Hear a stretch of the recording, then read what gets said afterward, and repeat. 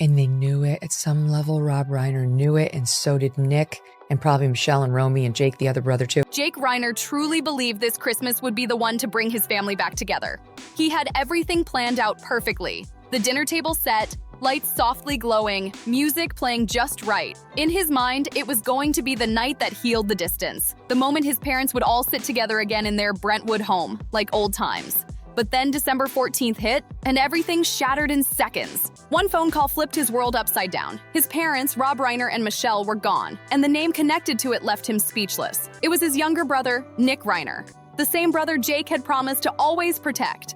The pain that followed wasn't just grief. It was disbelief mixed with a deep, burning anger. Not long after, Jake appeared on KCBS and dropped a revelation that left the entire room silent. He said he had warned his parents. He told them he was afraid that one day Nick might do something that couldn't be taken back. That wasn't emotion talking. It was years of frustration finally exploding. It was the moment when decades of family tension finally snapped, when silence turned into truth.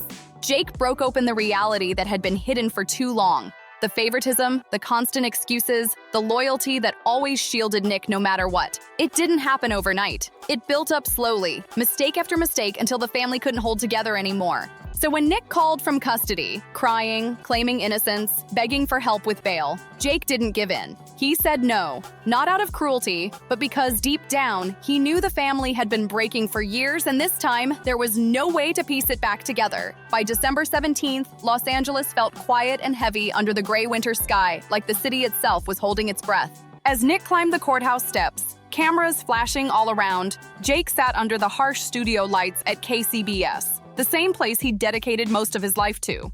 Those lights weren't kind tonight. They carved deep shadows into his face, making him look thinner, sharper, worn down by sleepless nights and unbearable weight. His dark suit hung awkwardly on his tall frame, like his body had grown used to carrying a pain that never left. This wasn't the confident reporter the public was used to seeing. I don't care if anyone calls me a Sally, because I'm a snail and I'm never gonna fail. And you know what? You're gonna have to bail me out of jail. At some point with a child where you want to will things to be true, right? That you think you can command things to happen, and you can't. And the most insecure you'll feel, the most vulnerable you'll feel as a parent is knowing there are some things that are outside of your. This was a man cracked open by loss and years of silence. His shoulders were tense, his hands clasped together on the desk, knuckles pale from holding on too tight. When he finally spoke, his voice broke, rough and unsteady, like each word was fighting its way out. "I've sat here through so many long nights," he began softly, "but never one like this." That's when the past came flooding back. Memories hit like waves. Jake talked about growing up with the Reiner name, a name that brought others joy but weighed heavy on him, like wearing a coat 3 sizes too big. It looked impressive, but inside, it was suffocating. Born on May 6, 1991 in Los Angeles, Jake's life was surrounded by art from day one. His father, a legendary director, and his mother, a gifted photographer, built a home filled with laughter, film reels, and creative energy. His grandfather Carl's jokes echoed through the halls, making everything feel magical. From the outside, the Reiner family looked like a dream, full of love, laughter, and legacy. But behind that glow, things weren't as perfect as they seemed. Jake grew up with a younger sister and little brother, Nick. Being the oldest meant learning early to step aside, to give up attention, and sometimes pieces of himself. Nick was smaller, quieter, more fragile, and that meant the house revolved around him. Jake gave up his toys, his space, even his voice. Every time he tried to speak up, someone would remind him he's still little. So Jake stayed quiet. Being the big brother meant locking everything inside. But, Rob Reiner didn't give up. I mean, he kept going. It ended in absolute tragedy. But, the effort was clearly that you can see it. And that piece, by the way, beautifully written, and I think just got to the absolute heart of the issue, is that they were willing something to happen that was not going to happen. He used all his life to bring stories to us, to bring healing to other people in some instances, like Stand By Me, and try to use it on his own family. Like the power of putting something cathartic on the big screen. He would help his son do that with his own story. But he knew, I think he knew. When Nick got upset, the air in the house changed instantly. Conversations stopped, laughter faded, and Jake would retreat to keep the peace. "I'm fine," he'd whisper to himself. over and over until the words became armor. His parents adored Nick, but their love came from fear, the kind that clings too tightly, hoping to protect but ending up smothering. They defended him, explained away his outbursts, convinced themselves patience would fix everything. But patience has a price, and for Jake, that price was his own voice. He still remembered watching Nick lose control while everyone else brushed it off with nervous laughter. Michelle would pull Nick close, whispering softly, "He's just having a hard time." Jake stood there, understanding on the surface, but deep down, something inside him kept breaking. That quiet distance between them grew wider every year. He never hated his parents for how they loved Nick. He knew it came from care, from wanting to keep him stable. But as Jake grew older, that responsibility fell squarely on him. He became the calm one, the dependable one, the one who never made trouble, the one who swallowed everything. "I'm used to it," he once told his mother, half joking, half serious. Michelle smiled, not realizing those words weren't a shrug. They were a confession. Baseball became Jake's quiet escape, a ritual that felt sacred, passed down like family gold from grandfather to father to son. Under the California sun at Dodger Stadium, Rob and Jake would sit side by side, inning after inning. Turned back to the table. It was very hard. The number one job of any parent is to keep their child safe, and I hadn't done that. He was almost tearing up. And now here, I have done that. I kept him safe. He came out alive. And the writer adds, here in 2025, the words kept ricocheting through my brain. Yes, Nick had come out alive. It was Rob that hadn't. Will he be able to use Rob Reiner's fortune to defend himself with this very fancy lawyer against charges that he killed his own dad? Did Rob and Michelle keep him in their will? Like time itself had slowed down. Rob used to say with pride, "My father passed his love of baseball to me, and I passed it to Jake." His voice breaking as he remembered those Hall of Fame trips and Cooperstown memories. Those were the rare moments of pure joy, father and son, together, without noise or chaos. But even in those bright memories, Nick's shadow never left. As Jake got older, his teenage years still revolved around his younger brother. When Nick turned 15, things started changing. It began small. Tired eyes, strange moods, late nights that turned into disappearances with no explanation. Jake saw it all and thought, he's trying to say something. He's asking for help. But that quiet cry was lost in the growing storm that followed. Year after year, Jake watched Nick move between schools, recovery programs, and back again.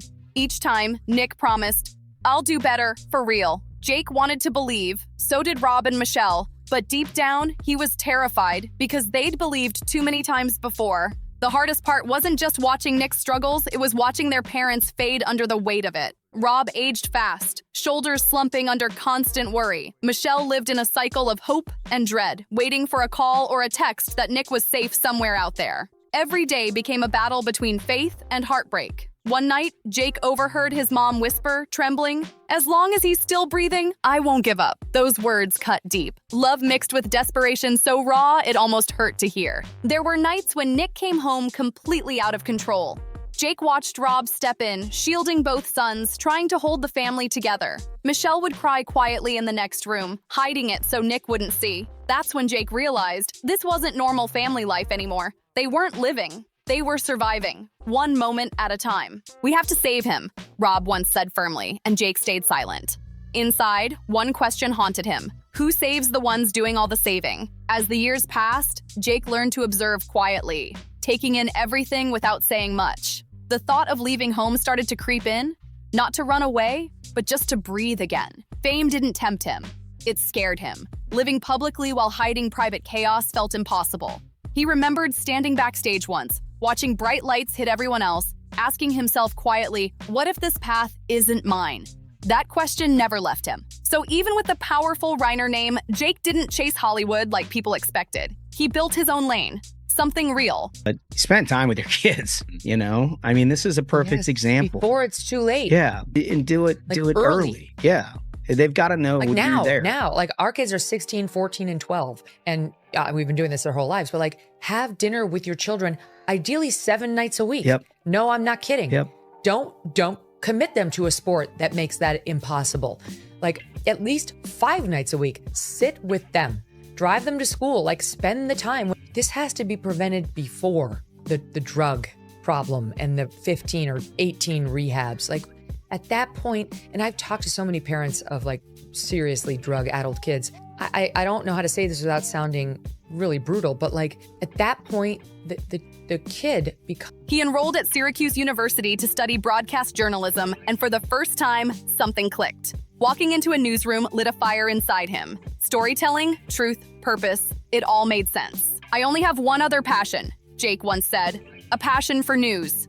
And he meant it. After graduation, he went all in, starting small at local stations like Kion in Salinas, then moving up to KPRC Channel 2 in Houston from 2016 to 2018. Those years shaped him. He became known as calm, grounded, and real, especially when covering tough stories about the community and law enforcement. Jake was finally building something that was his own. No shortcuts, no handouts, just pure work.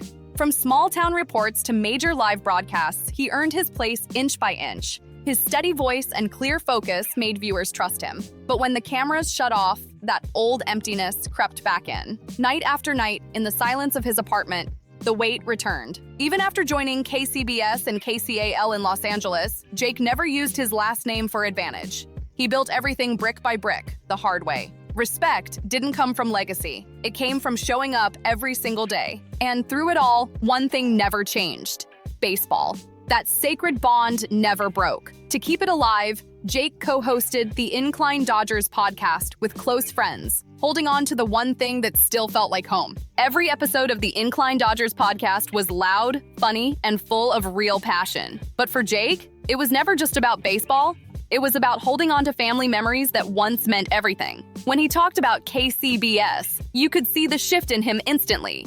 His back straightened, his tone steadied, like that newsroom was the last piece of solid ground he had left to stand on. He remembered those long, freezing night shifts, the breaking stories that left scars, and the quiet hours where truth met exhaustion. "I chose journalism," he once said softly, "because I thought if I stood behind the story, life wouldn't call my name." Then came a faint smile, one that said everything. "I was wrong." Those 3 words carried years of unspoken pain. Eventually, Jake found his way back toward acting, not as the famous Reiner son, but as a man stepping into something that was both familiar and terrifying. He moved cautiously, balancing fear with quiet courage. Roles came slowly: television, film, light comedies, heavy dramas. Jake never tried to dominate a scene. He didn't need to shout to be seen. He carried a kind of still power that drew people in. Before long, audiences realized this wasn't Rob Reiner's son anymore. This was Jake Reiner, layered, grounded, real. Then came 2023 and everything changed. He landed respected roles in Curb Your Enthusiasm, For All Mankind, and American Crime Story. But it was his lead in Love and Tax that shocked everyone. His performance won him Best Actor at the Myrtle Beach International Film Festival in 2024, a moment that silenced every critic. Even in smaller roles, like Shock and Awe, Jake proved he'd found something rare: the perfect mix of a journalist's precision and an artist's soul.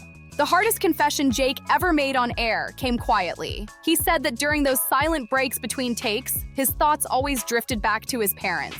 Even surrounded by bright lights and crews, he wasn't performing for directors or critics. In his mind, Rob was always there, just off camera, arms crossed, eyes full of that mix of focus and pride. Michelle was softer, watching like she always had, seeing everything through an invisible lens. Jake remembered late-night calls after filming, trying to sound calm while excitement raced through his voice. He'd talk about new roles, fresh scripts, and independent projects finally coming to life. "I did it," he'd say, half joking but fully proud. Then would come that familiar silence. The Reiner pause, before Rob's steady voice broke through, calm and sure. "I knew you would." Michelle's gentle laugh followed, her warmth trembling through the phone. "I always knew you'd find your place." Those words became his fuel. Every award, every glowing review, every win, Jake wanted them to hear it first. He sent photos from sets, links to articles, little behind-the-scenes clips, pieces of a journey he wished they could watch unfold in real time. Michelle replied with long, emotional messages full of pride. Rob's replies were short and direct, no wasted words. But Jake understood that silence perfectly. "You're on the right path," Rob once wrote. Jake read that line more times than he'd ever admit. As the holidays drew near, one thought filled Jake's heart. This Christmas would finally be different. After years of distance and half-hearted calls, he was finally going home. He could picture it so clearly. The living room glowing with soft lights, his work laid out like late Christmas gifts, waiting to be unwrapped. Rob nodding slowly, Michelle squeezing his hand, whispering, "Our son." Jake replayed that dream in his mind over and over again. The hope alone kept him going. He planned every detail, the flight, the gifts, even the exact words he'd say walking through the front door. "I'm home." In his heart, he believed this was the moment that would heal everything. He wasn't coming back as the uncertain kid anymore. He was coming back as a man who had built his own path through hard work, discipline, and grit. But everything flipped in an instant. On December 14th, while Jake was on set in New York wrapping his latest film, the call came through. Fast, cold, and life-shattering. He barely had time to breathe before his entire world fell apart. His parents, Rob Reiner and Michelle Singer Reiner, were gone from the Brentwood home where every childhood memory still lived. The details were too much to take in. It didn't even feel real. This wasn't just loss. It was reality, tearing itself apart. Before Jake could steady his breath, another blow hit even harder. The name of the person accused. It was Nick, his own younger brother. For a moment, Jake froze. His body went numb, his mind blank, like the ground had vanished under him. That Christmas reunion he had replayed in his mind again and again turned into an empty table, two chairs that would never be filled again. The silence that followed crushed him. The next morning, Jake flew straight back to Los Angeles. When he saw his sister Romy, they didn't say a word. They just held on to each other, breaking down completely. There were no explanations, no way to make sense of it. Later, they would say quietly, "The pain we're living through can't be explained." And that was the truth. Standing in the same city that once felt like home, Jake felt totally alone. Hollywood's bright lights meant nothing now. Every familiar street felt cold and hollow. Days passed, and grief twisted into something sharper, a deep, burning anger that refused to fade. He began speaking publicly, tearing through the illusion of a picture-perfect family, leaving everyone stunned. "I warned them," Jake said, his voice cracking. "I warned my parents 3 months earlier when Nick wanted to move back in." His words carried fury and guilt all at once. That warning didn't come from frustration, it came from fear. The kind of fear that keeps you awake at night, sensing something terrible drawing closer. "I don't feel safe," he had told them, his hands shaking. Nick had been unstable for years, bouncing between rough living situations and recovery programs. And now he wanted back into the Brentwood home. Panic hit Jake immediately. He called his parents, desperate. "Don't let him move back in," he begged. "He's not well. Please be careful." His words came straight from the heart, not anger, just fear. As he later retold it, every muscle in his jaw tightened. This wasn't about blame. It was exhaustion. He'd spent years trying to protect everyone and was running out of ways to do it. "Please," he had said softly, "if not for me, then for yourselves." But Rob and Michelle did what they always did. They chose love over fear, forgiveness over caution. They believed love could heal anything. Jake remembered his father's calm voice on the phone. "Son, Nick is your brother. He's trying to change. We're family." Then Michelle's gentle reassurance followed. "We'll keep an eye on him, sweetheart. We'll help him through it." Jake wanted to believe them, but the dread in his chest wouldn't leave. Then the unthinkable happened. On live television, Jake broke. His voice shattered as he said, "I never thought he could do something like this." Tears streamed down his face as pain twisted into fury. "Nick took them from me," he said through clenched teeth. "I warned them, and nobody listened." It wasn't just grief anymore. It was heartbreak mixed with betrayal. Later, that rage turned into guilt. He replayed everything over and over. Every call, every message, every missed sign. "If I had come home sooner, would things be different?" he whispered. The silence that followed felt endless. When Jake thought of Nick now, it was impossible to untangle his feelings. Anger, sorrow, disbelief, they all collided at once. "He's my brother," Jake said quietly, "but he's also the one who took my parents from me." The words barely made it out before his shoulders caved, his hands shaking, tears falling nonstop. "I warned them," he whispered again, as if saying it might change something. Then his phone buzzed. One vibration, a number he instantly recognized. Nick. Jake froze, staring at the screen, caught between love and fury, between answering and throwing the phone away. Finally, he picked up. On the other end, Nick's voice came through hoarse, panicked, desperate. "I didn't do it," he said over and over. "It's not what they're saying. Please, Jake. You're all I have left. Jake closed his eyes, gripping the phone so tightly his knuckles went white. That voice wasn't just a man's anymore. It was the same scared kid he'd spent his life protecting. Then Nick said it, the number. 4 million, he pleaded. Use your connections, your money, anything. Get me out. I can't survive in here. Jake's heart twisted. The past, the love, the pain, all of it collided inside him. He could almost hear his parents' laughter echoing faintly in his head, see their faces smiling, calm, gone forever. His breath trembled as he finally said it. 3 words that cut everything in half. I can't! The silence that followed was ice cold. Then came Nick's rage, screaming accusations saying Jake had betrayed him, calling him heartless. You're abandoning me! Nick shouted. Jake's tears fell faster. I'm not abandoning you, he said, voice cracking. But I can't save you this way. Then came the silence again. Not peace, but finality. The call ended. Jake stared at his phone, heart pounding like it might break through his chest. It felt like he'd cut the final thread tying him to his brother, the last piece of family he had left. He didn't know if Nick understood or if he ever would. All he knew was this: sometimes love isn't enough. And realizing that is the cruelest truth life can teach. When Jake's report ended that night, December 17th, the world seemed to stop. Viewers sat frozen. Some couldn't breathe. I've never seen pain like that on live TV, one wrote. This broke me. Jake wasn't just a reporter anymore. He was a man standing exposed before millions, showing what real heartbreak looks like. People cried watching it. Some turned off their TVs halfway through, then turned them back on, unable to look away. It wasn't news anymore. It was human pain, raw and real. One viewer wrote online, I watch the news to understand others' lives, but tonight, I felt like I was witnessing pain no one should carry in public. That summed it up.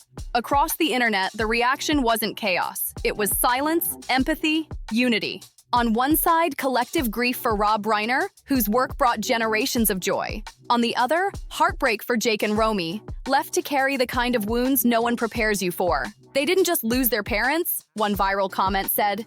They lost what family was supposed to mean. Thousands echoed it with hearts and tears. Jake's story became more than tragedy. It became a reminder. People called their parents, hugged their siblings, reached out to old friends. Because that's what grief does. It shakes you awake. It reminds you that the deepest heartbreak doesn't come from strangers. It comes from the people you love most. In the days that followed, Jake barely slept. The same memories replayed endlessly. The warnings, the calls, the moments he'd tried to stop what was coming. If only they had listened, he thought again and again. The pain never faded. It lived inside him. Grief, guilt, and love tangled into one unhealed wound. To the world, Jake Reiner was a respected journalist, a rising actor, a man with a legendary last name. But stripped of all that, what remained was something raw, a man who tried to protect his family and couldn't. That truth haunted him most, because this wasn't just loss. It was knowing he saw it coming and couldn't stop it. In the end, Jake didn't speak out for sympathy. He spoke to turn pain into warning for anyone who still has time to listen. Because sometimes family isn't just about love, it's about seeing clearly before things fall apart. Some warnings never get a second chance, some holidays never come back. If you stayed until the end of this story, thank you. This one wasn't easy. If Jake's journey made you feel something, if it reminded you of your own family, your own strength, or your own heartbreak, leave a comment below and share your thoughts. And if you want to keep following stories that go deeper than headlines, make sure to like, subscribe, and share. Your support keeps these conversations alive, and your voice truly matters.